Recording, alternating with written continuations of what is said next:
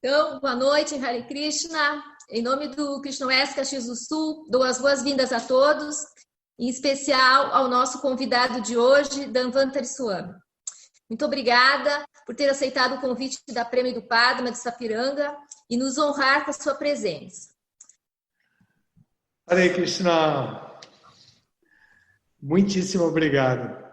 É um prazer estar com vocês em Caxias do Sul, apesar de quilômetros de distância, como 6.000 quilômetros de distância. Eu já fiz essa viagem de carro algumas vezes, em excursão com os nossos alunos do Instituto de Aladuta. Fui muito bem recebido pelo casal Daiva e Jamuna e por todos os devotos de Caxias do Sul, sempre muito amáveis comigo. E agora eu tenho essa oportunidade de estar com vocês outra vez. É muito bom poder estar com grandes amigos. Agradeço muito a Prema e Padma Lochana por me convidarem, por eles que fizeram contato. Eu achei ótimo, genial mesmo. Estou vendo que tem gente de fora também nessa live. Eu vi Krishnamala e Kalindi, também a Nava Vrinda. Muito legal. E muito bom rever pessoas tão amigas e tão... já de tanto tempo, né? Essa amizade é uma coisa tão importante, tão legal, que a gente faz e se a gente cultiva, né? Agora eu tenho a oportunidade de estar com vocês, com a Vrinda, o Sansão, e também com o Godavari e a Sharana, que agora tem um bebê. Eu não sei se é menino ou menina, mas tem um bebê. E depois de vários anos de casados, então isso mostra um amadurecimento. Eu aprecio muito esses aspectos da formação familiar dentro do nosso movimento. Eu sempre trabalhei com educação, então eu tenho um interesse assim especial por observar isso. Acho muito legal. Parabéns pela vinda do bebê, a vocês dois. Bem, dá para ficar batendo papo assim, informal, por muito tempo. É só pedir para vocês ligarem os microfones e a gente pode bater um papo bem confuso. Mas eu não vou fazer isso, não. Não vou desobedecer a anfitriã, Sri Jamuna. Pelo contrário, eu vou dar início ao nosso tema de hoje, que é um tema muito importante.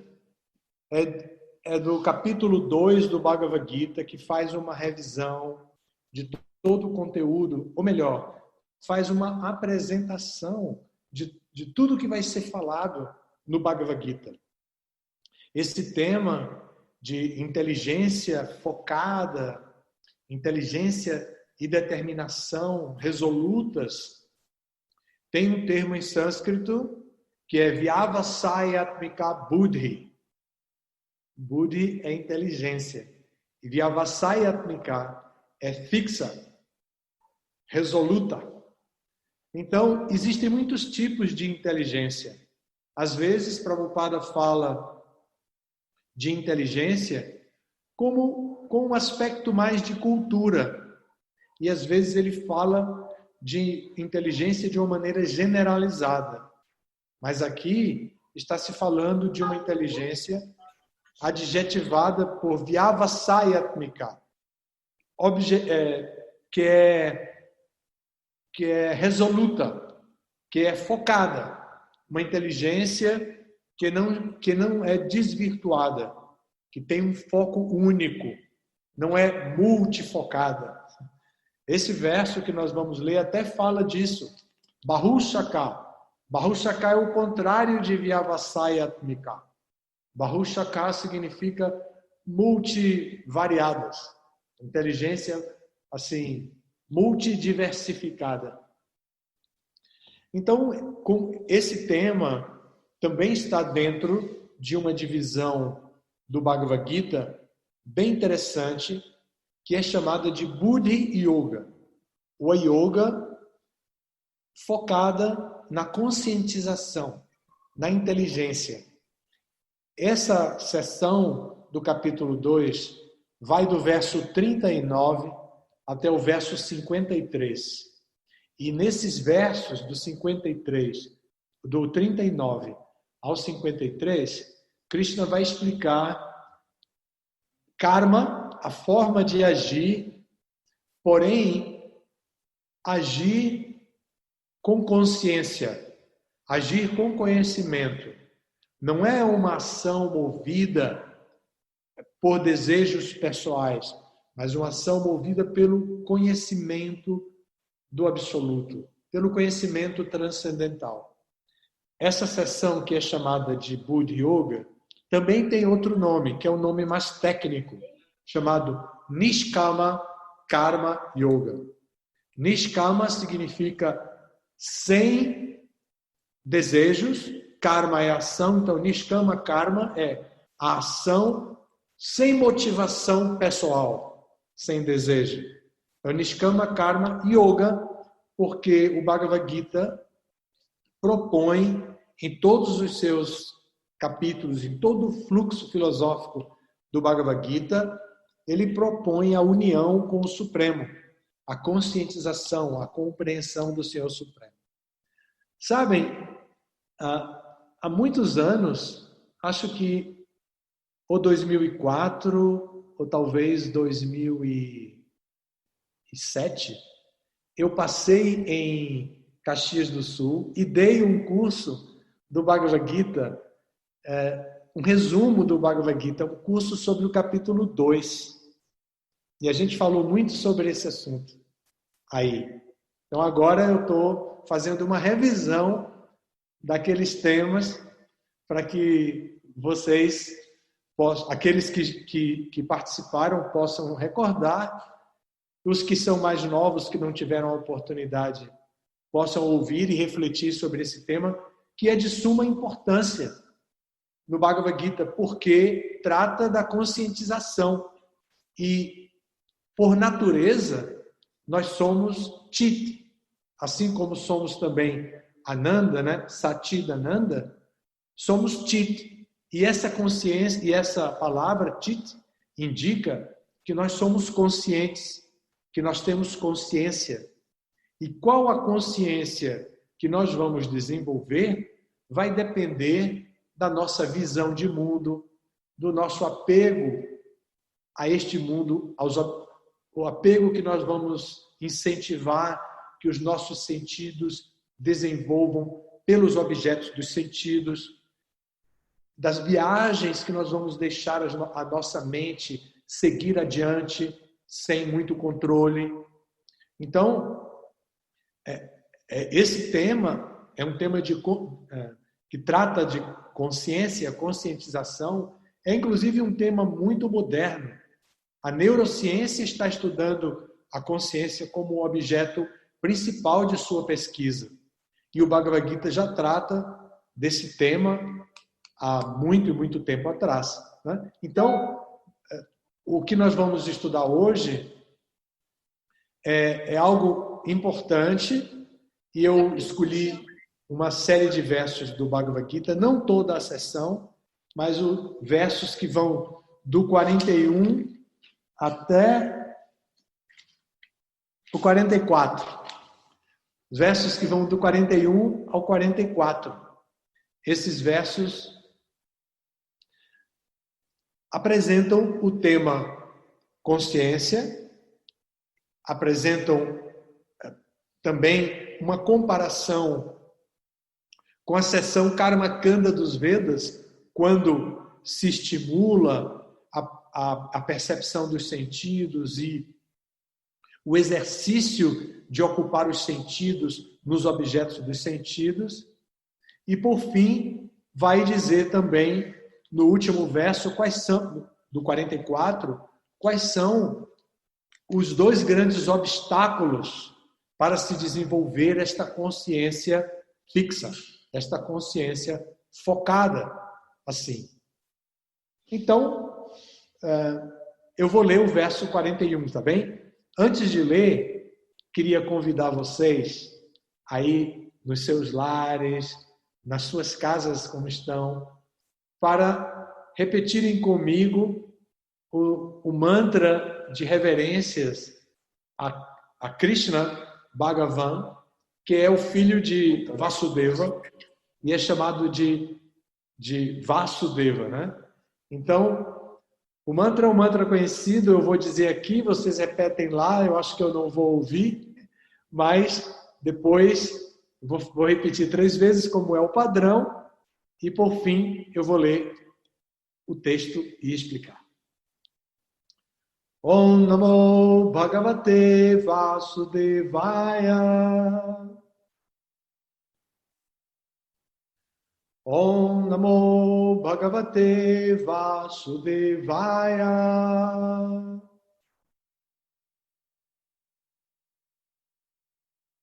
Om Namo Bhagavate Vasudevaya.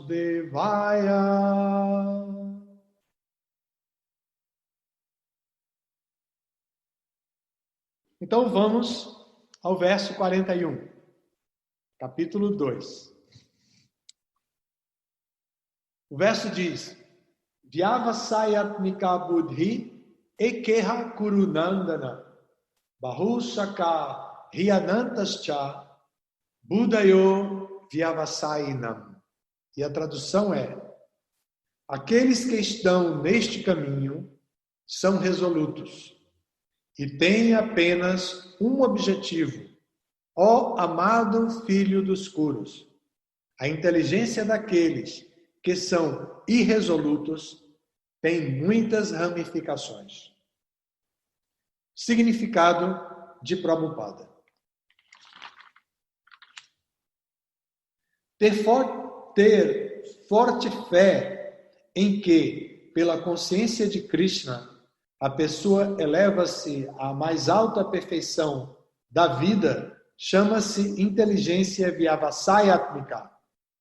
O Chaitanya Charitamrita afirma: Shraddha Sabdhe Vivashvakahe Sudrida Nishchaya Krishne Bhakti Kaile Sarva Karma Kritahaya. Fé significa confiança inabalável em algo sublime. Quando alguém está ocupado nos deveres da consciência de Krishna, não precisa agir em função do mundo material, como se tivesse obrigações para com as tradições familiares, a humanidade ou a nacionalidade. Ocupa-se em atividades fruitivas quem está sujeito às reações de atos passados, bons ou maus. Quando está envolvida na consciência de Krishna, a pessoa não precisa continuar esforçando-se por alcançar os bons resultados de suas atividades. Quando se está situado em consciência de Krishna, todas as atividades estão no plano absoluto, pois deixaram de estar sujeitas a dualidades como boas e más. A maior perfeição da consciência de Krishna é a renúncia à concepção de vida material. Este estado é obtido automaticamente à medida que se progride em consciência de Krishna. O propósito resoluto de alguém consciente de Krishna baseia-se no conhecimento. Vasudevam sarvamiti samahatma sudurlabha. Uma pessoa em consciência de Krishna é a alma piedosa que, raras vezes encontrada, sabe perfeitamente que Vasudeva, ou Krishna, é a raiz de todas as causas manifestas. Assim como quem rega a raiz da árvore automaticamente distribui água às folhas e galhos, da mesma forma, quem age em consciência de Krishna pode prestar o maior serviço a todos, a saber, a si mesmo, à sociedade, ao país, à humanidade, etc. Se Krishna ficar satisfeito com as ações de alguém, então todos ficarão satisfeitos. No entanto, o serviço na consciência de Krishna é mais adequadamente praticado sob a hábil orientação de um mestre espiritual, que seja um representante genuíno de Krishna, que conheça a natureza do estudante e que possa guiá-lo para agir em consciência de Krishna. De modo que, para ser versada em consciência de Krishna, a pessoa tem de agir firmemente e obedecer ao representante de Krishna, e deve aceitar a instrução do mestre espiritual genuíno como a missão que executará em sua vida. Em suas famosas orações ao mestre espiritual, Srila Vishwanatha Chakravarti Thakur nos dá a seguinte instrução. Yasya prasada bhagavat prasado, yasya prasadam nagati kutopi, yayanstuvam stasya yashastri shandyam, vande guru sri charanara vindam. Com a satisfação do mestre espiritual, a suprema personalidade de Deus fica satisfeito. E quem não satisfaz o mestre espiritual não tem possibilidade de ser promovido ao plano da consciência de Krishna. Devo, portanto, meditar em sua misericórdia e implorá-la 3 vezes por dia e oferecer minhas respeitosas reverências a ele, meu mestre espiritual. Entretanto, todo o processo depende do fato de se conhecer perfeitamente a alma, além da concepção do corpo. Não em teoria, mas na prática, quando deixa de haver qualquer oportunidade de gozo dos sentidos, manifestado nas atividades fruitivas. Aquele que não está com a mente bem fixa é desviado por várias classes de atos fruitivos. Bem, esse é o texto com significado, repetindo o texto para a gente rememorar e poder discutir. Aqui diz assim: aqueles que estão neste caminho são resolutos e têm apenas um objetivo.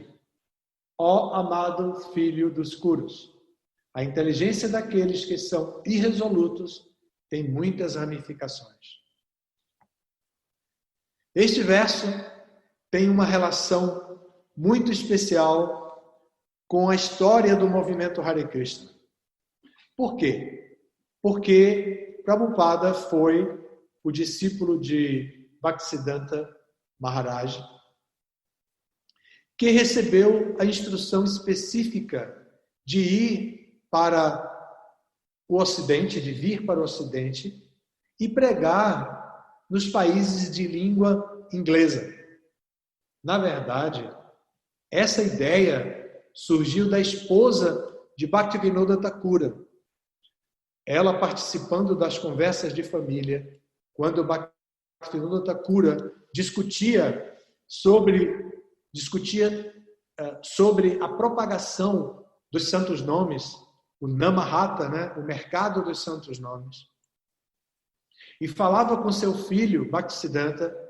Então, ela, uma mulher culta, que era a esposa de um juiz e acompanhava os trabalhos dele, assim, com muita determinação. Várias vezes, ela até ajudou ele a controlar um pouco o seu entusiasmo, porque ele trabalhava vestido com roupas ocidentais. E, às vezes, ele ficava ocupado no seu sadhana, usando roupas indianas. Então, às vezes, ele queria ir para o trabalho, para o fórum, que ele era um juiz, com roupas indianas. E ela dizia: não vá, você é Krishna West.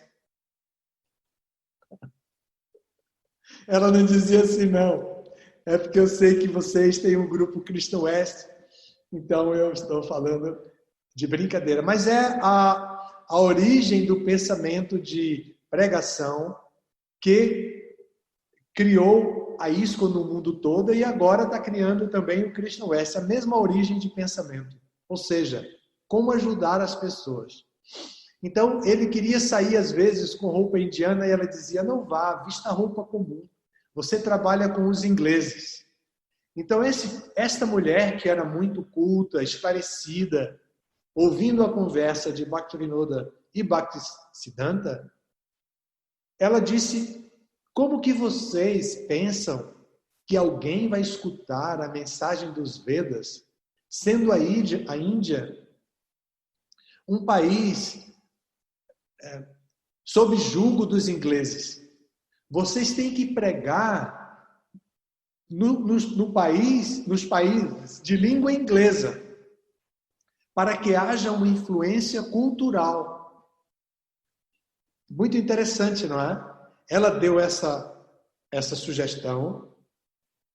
Bhaktivinoda Thakura e Bhaktisiddhanta cultivaram esse pensamento. Bhaktisiddhanta criou a Gaudiya Mata. Quando Prabhupada entrou na Gaudiya Mata, Bhaktisiddhanta o identificou e logo disse para ele: você que é um rapaz inteligente, deve ir pregar nos países de língua inglesa. Então, Prabhupada fez isso. Só que ele não foi instantaneamente. Primeiro, porque ele estava envolvido em várias atividades seculares, né? Atividades dentro da sociedade, e ele não pôde ir.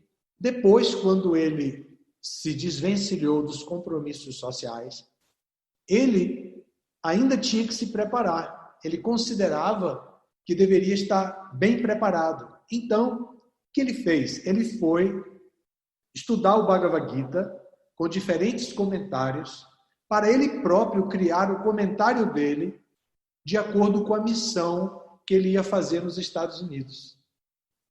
Ele escolheu, de língua inglesa, o país Estados Unidos. Então, ele pensava em produzir o livro Bhagavad Gita com significados que fossem muito bem aproveitados por pessoas de mentalidade ocidental.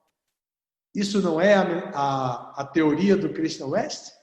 Claro que é, né? Quando a gente se preocupa por empatia, se colocando no lugar do ocidental, como receber essa mensagem transcendental que está revestida da cultura indiana?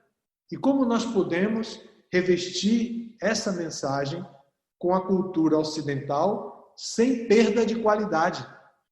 Estamos sendo orientados, né, por Hridayananda Maharaj, evidentemente, mas, de qualquer forma, o tema é bem parecido. Voltando à história, quando Prabhupada estava traduzindo este verso especificamente, ele foi ao livro de Vishwanatha Chakravarti para ver o significado de Vishwanatha Chakravarti. Acontece que já era altas horas da noite e Prabhupada estava traduzindo no templo de Damodara, de Radha Damodara, na Índia, em Vrindavana. Então, ele leu o significado de Vishwanatha Chakravarti e ficou muito, muito chocado.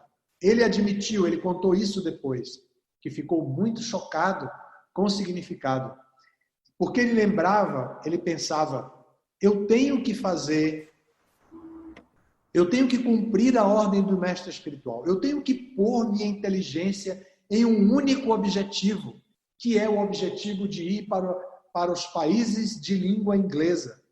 E ele ficava andando no quarto para um lado e para o outro de madrugada, com muita energia, pensando nisso. E eu trouxe para vocês o significado de Vishwanatha Chakravarti para compartilhar com vocês. Então, eu vou ler para vocês, tá bom? Olha o que Vishwanatha Chakravarti diz. O melhor tipo de inteligência que eu posso ter é a inteligência usada no serviço a Krishna. Esta inteligência é definida como fixa quando está concentrada nas instruções de meu mestre espiritual, tais como cantar os santos nomes de Krishna, lembrar de suas atividades e executar serviço a seus pés de lótus. Suas instruções são meu sadhana em minha vida, tanto nos estágios iniciais de Bhakti, quanto em seu estágio mais perfeito. Eu desejo apenas seguir suas instruções. Eu não aceito nada mais como a meta de minha vida, mesmo em sonhos, ou se eu estou feliz, se estou triste, se o mundo material está sendo destruído ou não, eu não me importo. Não há perda para mim. Eu simplesmente devo carregar a ordem de meu mestre espiritual. A firmeza em seguir suas instruções é inteligência determinada em serviço devocional.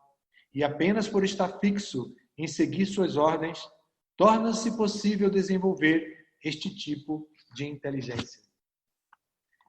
E apenas por estar fixo em seguir suas ordens, torna-se possível desenvolver este tipo de inteligência. Interessante, não é?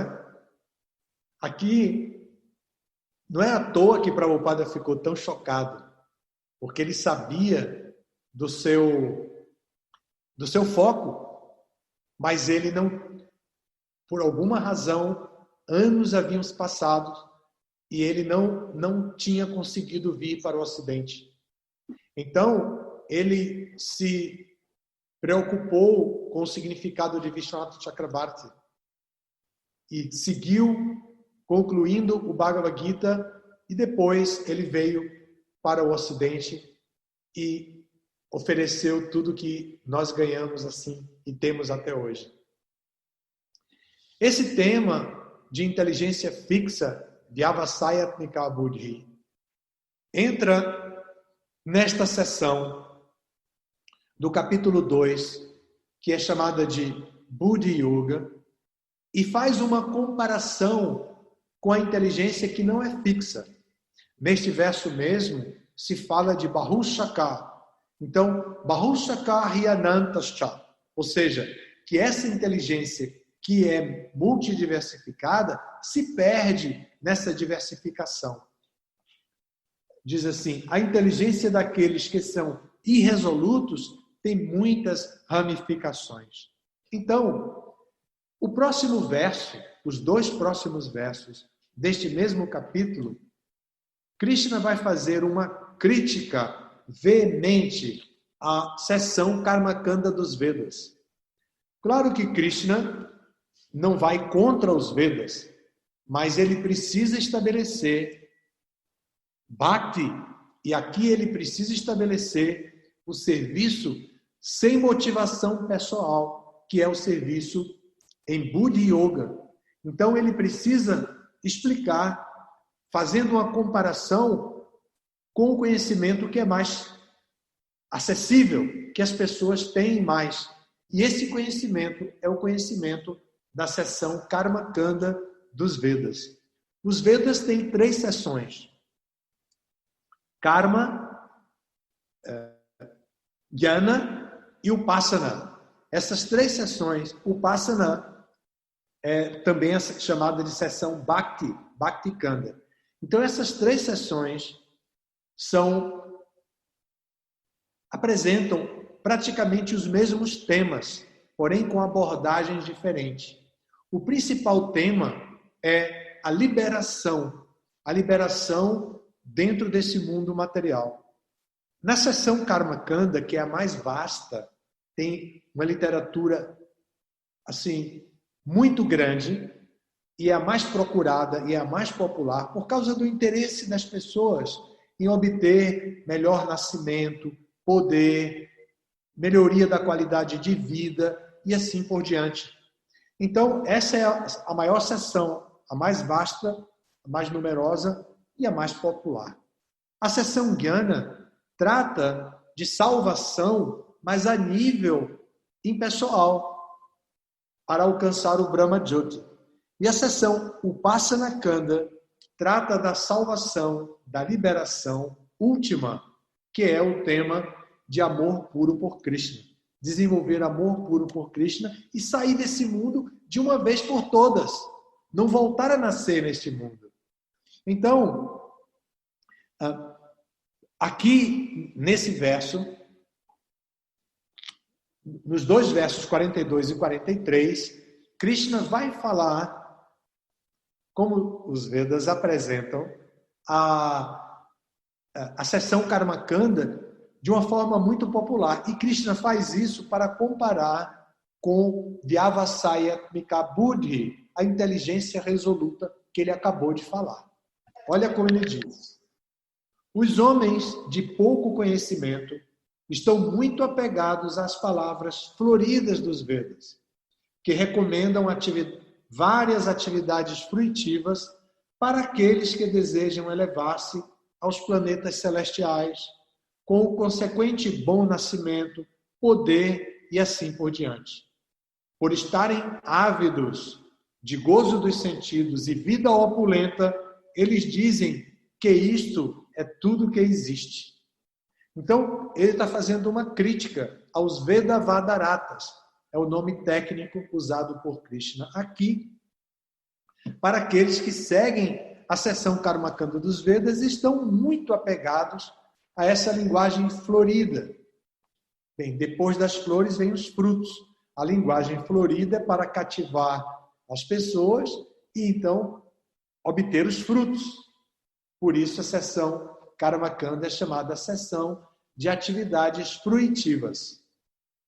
Então vem o verso seguinte, o 44. E aí, no verso 44, Krishna vai dizer como uma pessoa corre risco, mesmo querendo focar sua inteligência, como ele corre risco de cair na linguagem florida dos Vedas, cair vítima da atração pela linguagem florida dos Vedas. E como e quais são as duas armadilhas mais difíceis de ser superadas? Quais seriam essas armadilhas? Vamos ver aqui.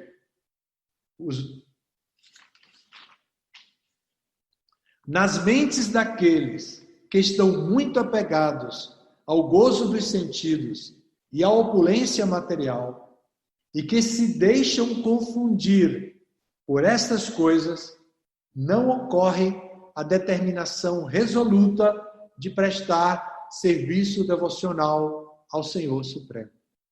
Então, Krishna definiu as duas armadilhas, Bhoga e Aishvarya. Bhoga é gozo dos sentidos, por isso a gente chama a comida que não é oferecida a Krishna de Bhoga, que é só gozo dos sentidos, não é praçada. Né? Então, Bhoga e Aishvarya. E o que é Aishvarya? Aishvarya é a opulência material. Mas essas duas coisas podem ser usadas para Krishna. E como podem ser usadas em Bhakti, Krishna adverte nesse mesmo verso. E que se deixam confundir por estas duas coisas, Bhoga e Aishvarya. Ou seja, Bhoga por si só não é um problema. Por quê? Porque a gente pode oferecer a Krishna. Aishvarya, opulência material, não é um problema. Por quê? Porque a gente pode usar para Krishna. Como agora estamos usando os nossos computadores, toda a tecnologia, estamos pagando, vocês pagam a assinatura da Zoom, e isso tudo é opulência. Quem é pobre como eu não tem dinheiro para pagar a Zoom, mas vocês pagam e eu pego carona. Bom, então, Bhoga e Aishvarya por si só não são obstáculos absolutos, mas o que é absoluto é a consciência que a pessoa desenvolve ao entrar em contato com Bhoga e Aishvarya e se permite confundir-se. Então, a confusão que vem do vacilo que ela dá em contemplar Bhoga e Aishvarya e se perder nessa contemplação, se confundindo. E a última parte do verso, o que acontece quando essa pessoa se confunde? Não ocorre a determinação resoluta, Vyavasayatmika Buddhi, essa inteligência focada com um único objetivo. Isso não ocorre. E qual é a inteligência focada, a determinação resoluta, prestar serviço devocional ao Senhor Supremo, que é Bhakti. Então, esse é o tema que a gente trouxe para estudar hoje. Esse tema é muito importante, ele dá muito pano para manga, dá para conversar, discutir, fazer diferentes tipos de abordagens, pontos de vista, trabalho. Eu fui por essa linha porque, como eu disse, está na moda se falar da consciência, a neurociência está preocupada com isso, as pessoas estão preocupadas de identificar e diagnosticar o que é consciência, e nós já sabemos que a nossa instituição, por exemplo, tem o propósito de nos levar a desenvolver uma consciência específica. E qual seria? Consciência de Krishna. Por isso o nome da sociedade é Sociedade Internacional para a Consciência de Krishna. Então, assim, a nossa sociedade já determina qual é o único objetivo que a gente deve ter, desenvolver a consciência de Krishna. E essa consciência de Krishna, através do sistema de Bhakti, se desenvolve praticando o serviço devocional, visando purificar o coração e desenvolver amor puro por Krishna. Pronto, agora parei. Vocês podem fazer perguntas, se eu souber, respondo. Muito obrigada, querido Danvantari Swami, por sua excelente aula, sempre apresentando de forma tão didática. Apreciei muito a relação que o senhor fez desses versos com o movimento e trouxe coisas que eu pessoalmente não sabia sobre a esposa de Bhaktivinoda. É assim, muito agradável mesmo ouvi-lo. E então vou abrir para as pessoas que quiserem perguntar alguma coisa. Hare Krishna, reverências. Tudo bem? Oi, Davi. Como está, Davi? Tudo bem, melhor agora, sua associação. Sempre jovem. Obrigado. O senhor também, está muito bem. Verdade. Uma vez o senhor deu uma instrução para mim, pessoal, mas que veio agora à mente, assim, que é bem parecida com o que o senhor colocou. O senhor falava assim que, primeiramente, os sentidos, que a pessoa fica convencida através dos sentidos na consciência de Krishna, porque tem o Kirtana, a praçada, né, a associação com os devotos, as palestras, as aulas.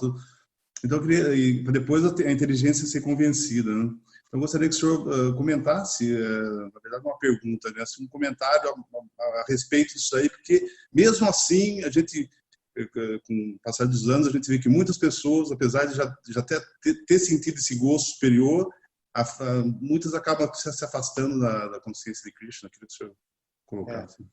Lamentavelmente, isso acontece. Na verdade, os sentidos são a estrutura que nós dispomos para entrar em contato com o mundo material. E então a visão, a audição, o paladar, todos esses sentidos que nós temos nos faz tomar consciência do que está acontecendo. Quem nunca sentiu o cheiro de gás exalando da cozinha, não é? Imediatamente pensou, o fogo deve ter apagado, o gás está exalando, vou lá desligar. Então, isso facilmente acontece na vida cotidiana nossa. Então, adquirimos o conhecimento pelo olfato ou pela visão, vendo algumas coisas e tal. Então, a princípio, a expressão cênica, a expressão lúdica é muito importante e os sentidos todos chegam até aí com muita facilidade. Porém, é preciso evoluir, levar essa impressão para a mente levar para a inteligência. Se a inteligência não tem cultura, ela não vai saber interpretar o que está vendo. Se a mente não tiver curiosidade, para levar desafios para a inteligência, a cultura não vai se desenvolver. Então, é preciso trabalhar no conjunto: sentidos, mente e inteligência, para que tudo isso combinado possa criar um canal de comunicação com a alma espiritual que está encarcerada dentro do corpo. Então, os sentidos precisam ser ocupados, evidentemente, mas a inteligência precisa estar convencida. Por isso é importante estudar os livros de Prabhupada. Por isso ele deu tanta importância ao estudo de seus livros. Escreveu tanto para a gente estudar. Tá? Obrigado. Maharaj, tem uma pergunta aqui da Natália. Eu vou fazê-la em português. Maharaj, minha pergunta é como enfoco minha inteligência para a renúncia do gozo dos sentidos. Como eu posso me tornar alguém realmente resoluto? Bacana. Bom, o Bhagavad Gita diz isso. O Bhagavad Gita diz que não tem jeito.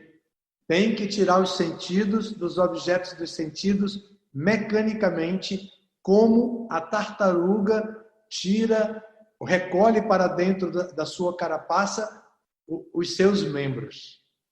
Agora, se fizer só isso, não vai dar certo. É preciso fazer isso e desenvolver um gosto superior. É por isso que a gente desenvolveu o gosto superior. Como? Com pressada. Até hoje, para mim, é impressionante como devotos e devotas aprendem a cozinhar de maneira tão magnífica. Eu lembro da praçada do Daivagyā, que é muito saborosa. Como essas pessoas conseguem transformar batata numa coisa tão gostosa como essas pessoas fazem? Isso seguindo o Bhagavad Gita, ou seja, buscando um gosto superior. Aí cuida da batata, assa, recheia a batata, bota queijo por fora, por dentro, sei lá o quê, faz todo tipo de coisa e termina uma coisa deliciosa. Então a gente desenvolve um gosto superior. Desenvolvendo um gosto superior, Natália, a gente fica apegado a esse gosto superior. Então a gente já sabe, é muito comum quando às vezes a gente convida um casal de bhaktas assim para tomar praçado, ou um bhakta mesmo, aí ele senta e pergunta: já foi oferecido? É bem engraçado, porque a gente já tem toda aquela rotina, né? Terminou, a gente já oferece e tal, e quando vai servir, já está oferecido. Mas bhakta que ouviu falar que tem que oferecer, e de repente vê a comida sendo servida, pergunta: já foi oferecido? Então, é porque fica apegado a que seja praçada, a que seja um gosto superior, porque ele retirou os sentidos dos objetos dos sentidos. Bem, então, é desenvolvendo um gosto superior que a pessoa se fixa em consciência. E aí, se fixando em consciência, ela se estabiliza e pode fazer serviço devocional de maneira mais estável. E evitar acidentes de percurso que podem ocorrer e sempre ocorrem na vida da gente. Há muitos desafios, obstáculos que aparecem disfarçados. Essas duas coisas, Boga e Aishvarya, aparecem com muitas fantasias diferentes na nossa vida. Tudo bem, Natália? Obrigada, Maharaj. Maharaj, tem aqui o Daruka, nosso amigo, que quer fazer uma pergunta. Pode abrir o microfone, Daruka. Um comentário. Boa noite a todos em Caxias do Sul também, Jamuna, Daiva, pessoas muito maravilhosas, Gurudeva, amado Guru, boa noite.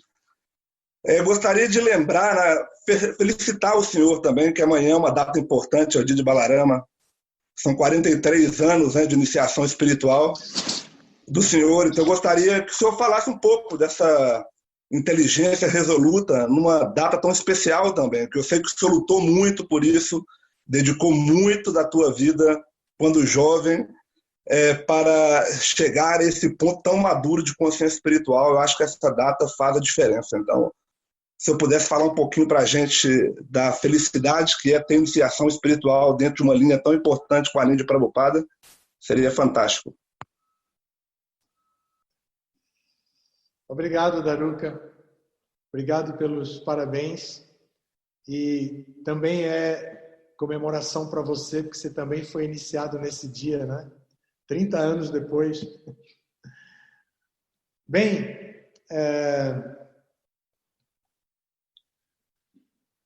a iniciação espiritual é a formalização da relação com o mestre espiritual e com Krishna. E o devoto, a devota, devem aspirar com muita determinação essa relação e aceitar com seriedade. Muitos desafios virão durante todo o percurso e a pessoa deve clamar a Krishna por sua misericórdia, deve chorar aos pés de Krishna, pedindo inteligência e determinação para servir o mestre espiritual. Porque, embora o mestre espiritual seja o representante de Krishna, é o mestre espiritual quem nos traz a consciência de Krishna de uma forma adaptada à nossa realidade. Krishna dá a essência de todo o conhecimento e o mestre espiritual entra nos detalhes.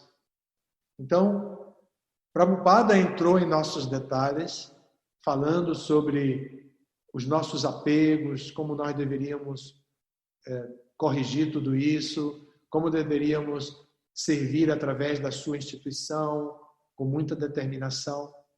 Então, se nós ficamos firmes e servimos Prabhupada através de sua sociedade, seguindo as instruções e levando a consciência de Krishna para todas as pessoas, nós vamos nos manter realmente resolutos, com uma determinação muito fixa e firme na ordem de Prabhupada. Hare Krishna. Hare Krishna. Raj, tem uma pergunta aqui do Renan Muniz. Ele fala assim: boa noite, obrigado pelo ensinamento. Sou novo no tema e aqui com o West, primeira vez no encontro. Sou estudante do tema consciência no campo de neurociência e saúde mental. Gostaria que desse algumas palavras, se possível, claro, sobre o que seria a consciência de Krishna de acordo com os ensinamentos do movimento. Ele é médico, viu? Danvantari Swami. O Renan é médico e está interessado nessa área. Ah, muito bom. Renan, se você entrar em contato depois, pode ser com Jamuna ou Daiva, eu posso dar também o endereço, o contato de uma colega sua, médica, que também trabalha com isso aqui no Brasil e nos Estados Unidos. Ela tem um convênio, viaja muito daqui para lá, que trabalha com neurociência. Então, eu posso dar o contato e você pode, talvez, estudar com mais detalhes. Eu não sou dessa área, eu sou colega da Jamuna. Eu sou dentista como ela. Mas, ainda assim, eu posso lhe dizer que a consciência de Krishna, de acordo com os ensinamentos de Prabhupada, é o nosso estado normal de consciência. Nós somos servos de Krishna. Tem um verso do Chaitanya Charitamrita que diz: Divera Swarupahaya Krishner Nityadas. Diva significa a alma. E a forma da alma, Swarupa, dessa diva, é Krishner Nityadas. Nitya significa eterno e Dasa servo. Servo eterno de quem? De Krishna. Então, Krishner Nityadas. Então, se nós desenvolvemos a consciência de que somos servos eternos de Krishna, então nós vamos olhar o mundo de outro ponto de vista, o ponto de vista de quem é um servo do Criador, um servo do desfrutador. Nós nunca iremos nos entregar, cair de cabeça mesmo no mundo, pensando em desfrutar selvagemente, sem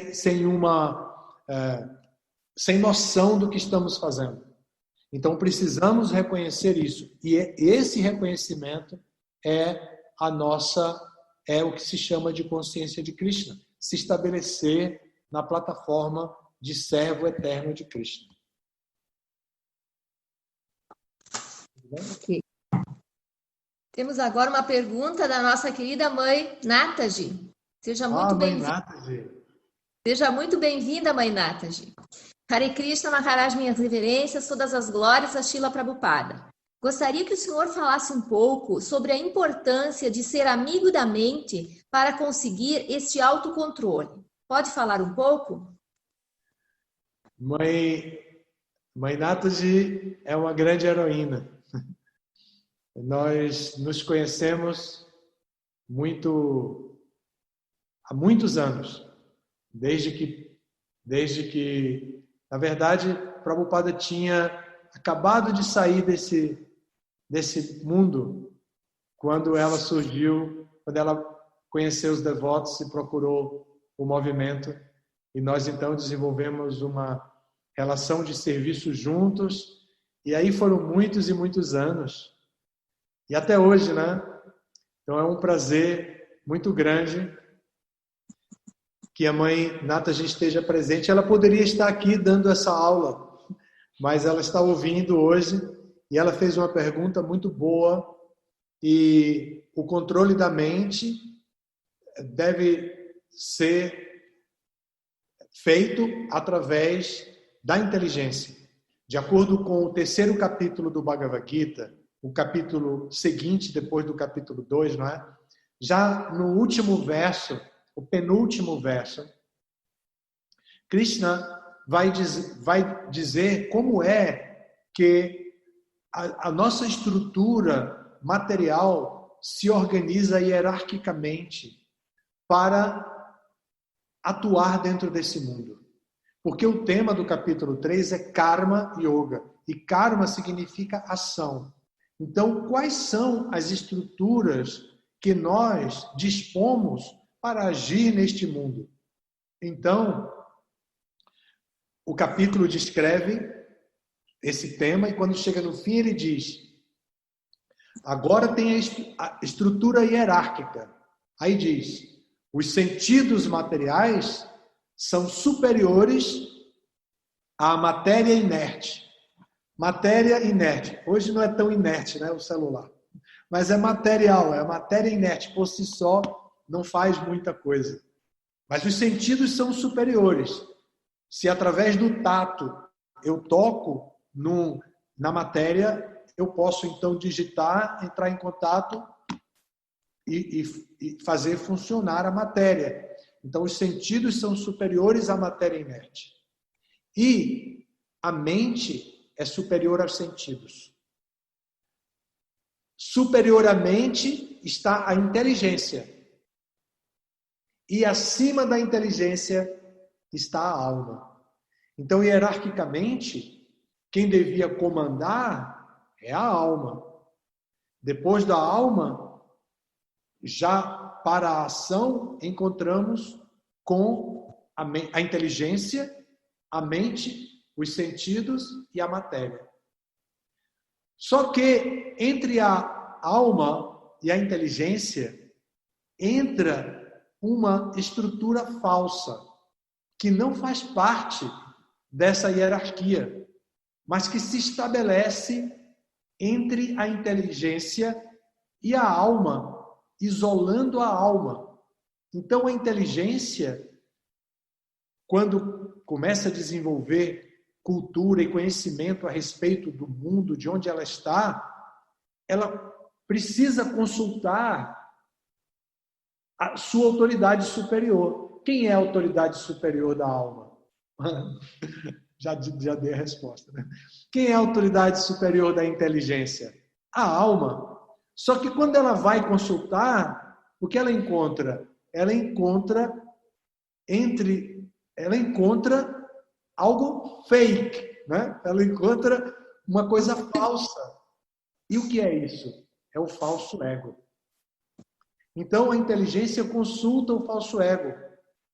E o falso ego diz: o melhor para você, que é gaúcho, que é brasileiro, latino-americano, é lutar por isso, isso, isso e isso.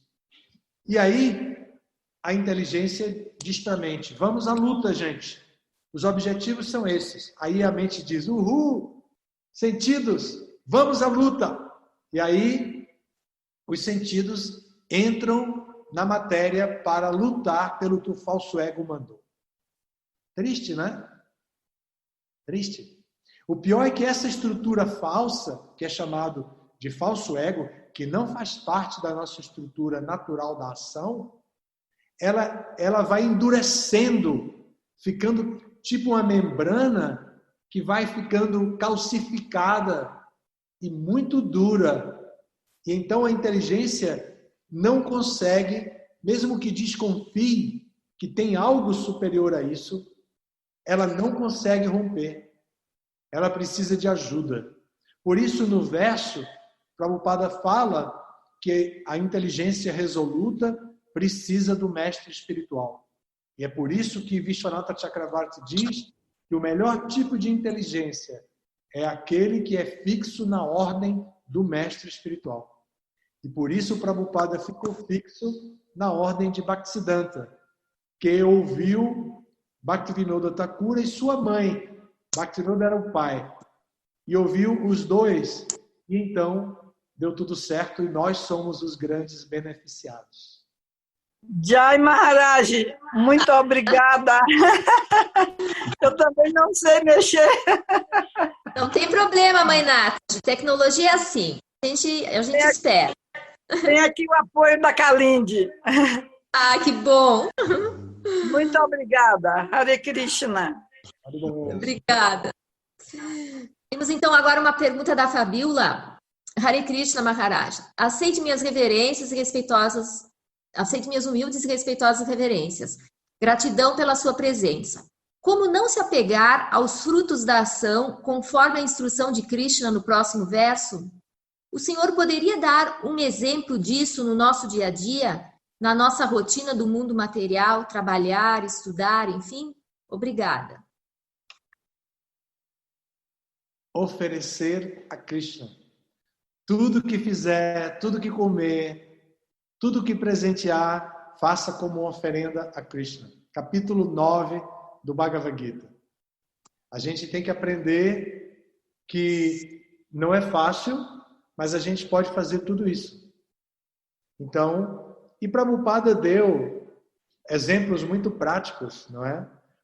Ontem faleceu um discípulo de Prabhupada que nós não conhecemos porque é americano, mas conhecemos sem dúvida as obras de arte que ele fez. Ele pintou muitos quadros inspirados pelas histórias contadas por Prabhupada.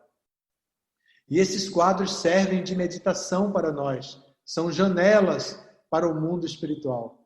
Então, esse devoto, por exemplo, o nome dele é Ram Abhiram, então, chamado de Ram, ele até assina como Ram. Então, ele utilizou a sua vocação de artista plástico para pintar quadros de Krishna e fazer o mundo inteiro desfrutar da beleza do mundo espiritual através dos quadros pintados por ele. Então, tudo que fizermos devemos fazer para Krishna. E isso vai nos ajudar a saber que os frutos que chegam porque Krishna liberou. Estudando os livros, nós vamos ver que entre os fatores da ação, um deles é Paramatma, super-alma, e é o mais importante de todos. Então, toda ação depende de Paramatma. Hare Krishna. Hare Krishna. Então, temos aqui uma pergunta do Gora Govinda, aqui de Caxias. Hare Krishna Maharaj.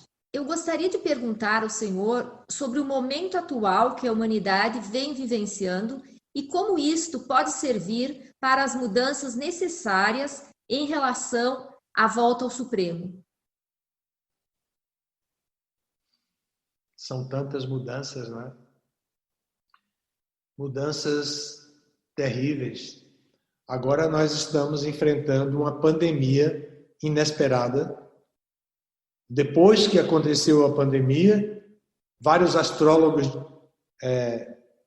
comunicaram que já tinham visto, etc., que já tinham previsto, mas não podemos evitar tantas mortes, né? Então, o mundo passa por um momento realmente difícil, Gora Govinda, e o que nós podemos fazer é propagar a consciência de Krishna na medida que nós compreendemos e que nós praticamos. Mesmo que seja pouquinho o que nós sabemos, devemos passar para as pessoas, porque essas pessoas, com pouco que nós dermos, podem desenvolver muito.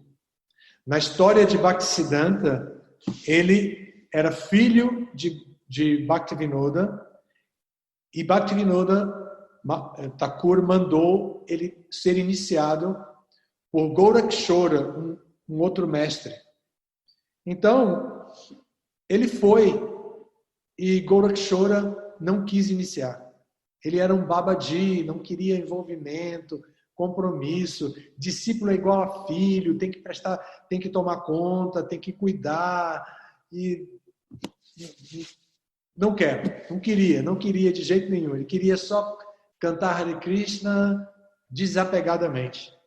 Mas Bhaktivinoda insistiu, disse: meu filho, você tem que ser iniciado e pronto. Aí ele foi e conseguiu ser iniciado. E depois da iniciação, ele começou a pregar muito. Dava muitas palestras. Então, um dia, Gorakshora foi assistir as palestras dele. Uma palestra. E se misturou, ele era o mestre dele. E se misturou no meio do público e ficou lá ouvindo o seu próprio discípulo pregar a consciência de Krishna. Então, imagine a superação em termos de propagação. O mestre era um babaji, o discípulo um super pregador. Então o mestre babaji fez um único discípulo. Esse único discípulo fez centenas de discípulos. No meio deles, um discípulo veio para o Ocidente, que foi Prabhupada, e fez milhares de discípulos.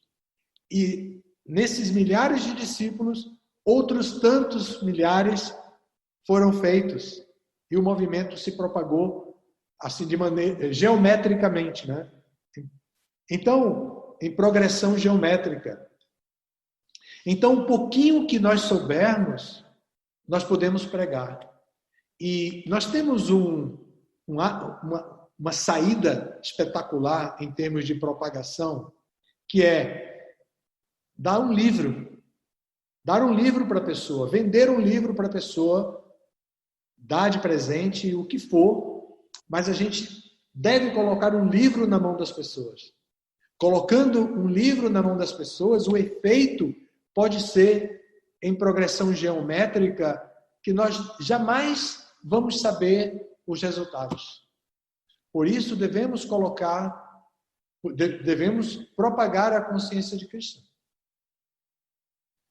Então, é assim, apesar de todos os problemas da era de Kali, nós devemos cultivar a consciência de Krishna. Isso foi previsto, não digo a pandemia, mas que a era de Kali iria ter muitos trazer muitas dificuldades, e então, porque a era de Kali iria trazer muitas dificuldades, nós deveríamos aceitar um processo simples, efetivo, o processo de cantar os santos nomes do Senhor. E então, por cantar os santos nomes, nós iríamos contra-atacar os malefícios da era de Kali. É isso. Acho que dou a sua resposta, a sua pergunta como respondida. Prazer conhecê-lo, Gaura Govinda. Maharaj, tem mais uma pergunta aqui. O Padma fez uma solicitação para que o senhor comente sobre o que é ser um servo de Krishna e os sentimentos consequentes de ser um servo. Padma está com bigode de gaúcho mesmo, né? Mudando um pouquinho, Maharaj. Durante a pandemia... Com muita saudade de vocês todos. Igualmente. A gente também. Se não tivesse a pandemia, eu ia dizer, me convidem aí, eu quero ir aí só para ver vocês. Mas já está convidado. Acabando a pandemia, se todos estiverem bem, com saúde, né? Vamos recomeçar. Tá bem. Obrigado. O senhor é sempre muito bem-vindo, viu? Obrigado. Vejam bem, a pergunta do Padma Lochana é bem interessante. Sermos servo de Krishna é o nosso estado original de existência, mas nós não conhecemos. A psicologia está chegando nesse ponto. A psicologia está estudando os 7 níveis de desenvolvimento da psique humana e do desapego do mundo. São qualidades que a pessoa naturalmente tem, mas que não desenvolve e que, pelo contrário, às vezes ela se enrola. Isso vem sendo estudado, eu vou falar de uma maneira muito rápida, já estamos também no final do nosso programa de hoje. Mas então, esses 7 níveis dizem assim: o primeiro é sobrevivência.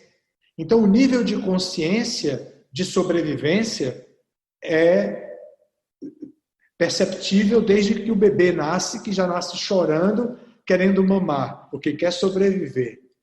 O segundo nível é o nível de afetividade, dos relacionamentos, de necessidade de pertencimento.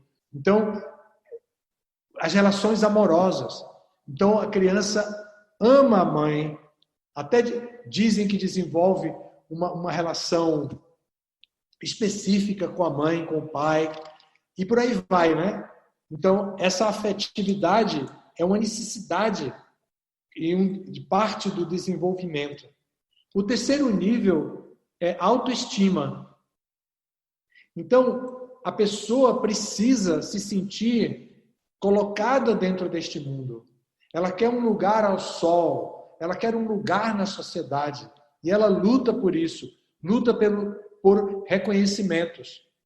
Por isso que a educação tenta elogiar as crianças para elas se sentirem motivadas e irem para frente. Hoje em dia tem a ciência motivacional para levar as pessoas a conduzir a sua autoestima num bom nível. Nesses 3 primeiros níveis que ocorrem esses 3 primeiros estágios que ocorrem no nível do ego falso, a pessoa às vezes fica circulando por toda a vida. Sobrevivência, afetividade e autoestima. Procurando dinheiro para resolver seus problemas, para se manter, para garantir uma boa aposentadoria, procurando o amor perfeito e procurando o reconhecimento dentro da sociedade. E ela, às vezes, fica tempos e tempos, assim, ciclicamente, uma hora mais voltado para a sobrevivência, outra hora mais voltado para a busca do amor, outra hora mais voltado para a busca do reconhecimento. e haja confusão em termos disso tudo. Aí vem o quarto nível, que geralmente ocorre com grandes crises de várias naturezas. É o nível de transformação. Esse nível de transformação, a pessoa alcança quando ela se determina a não ser medíocre e ficar somente na luta pela sobrevivência, afetividade e autoestima. Então, ela resolve transformar a sua vida e resolve, então, fazer a sua coesão interna. É o quinto nível, é chamado nível de coesão interna. Ela quer se satisfazer. Então, por exemplo, ela vai estudar música depois de já ter outra profissão. Ela deixa de trabalhar na sexta-feira, se é um profissional liberal, se pode, né? Deixa de trabalhar na sexta-feira para poder estudar violão, que ela sempre quis e nunca pôde. E por aí vai. Ela vai aprender, vai fazer outra faculdade, vai mudar de profissão, mudar de emprego. E por aí vai. É coesão interna, ela quer ser feliz internamente. Ela agora está mais interessada em si mesma. Mas não para por aí o desenvolvimento humano. Aí vem a coesão externa. Ela é um ser social. Então, ela quer servir a sociedade. O sexto nível, ela quer aproveitar tudo que ela aprendeu na vida para fazer trabalhos sociais. Então, ela quer se dedicar à sociedade. E ela vai ensinar violão, que ela aprendeu na coesão interna, ou ela vai ensinar, ela vai abrir algum negócio, alguma empresa coletiva para poder mulheres em situação de vulnerabilidade, por exemplo, trabalharem e produzirem dinheiro, ou crianças órfãs, ou idosos, vai fazer um clube do idoso. Ela vai fazer algo para a sociedade, porque o espírito de serviço está brotando nela, porque ela já passou todos os outros níveis anteriores. E aí ela entra no sétimo nível, que é o último nível de autorrealização da psique humana, seria o nível de serviço, prestação de serviço. Então ela quer servir, mas agora ela não pensa mais em servir apenas com o que ela sabe, fazer a diferença no mundo. Ela não quer mais fazer só isso, ela quer apenas ser um servo. Ela aprendeu que com a faixa etária dela, com o conhecimento, tudo tem que ser como é. E o que ela quer é apenas servir. E ela se torna uma sábia, uma pessoa sábia, e com a sua sabedoria ela vai servir as pessoas.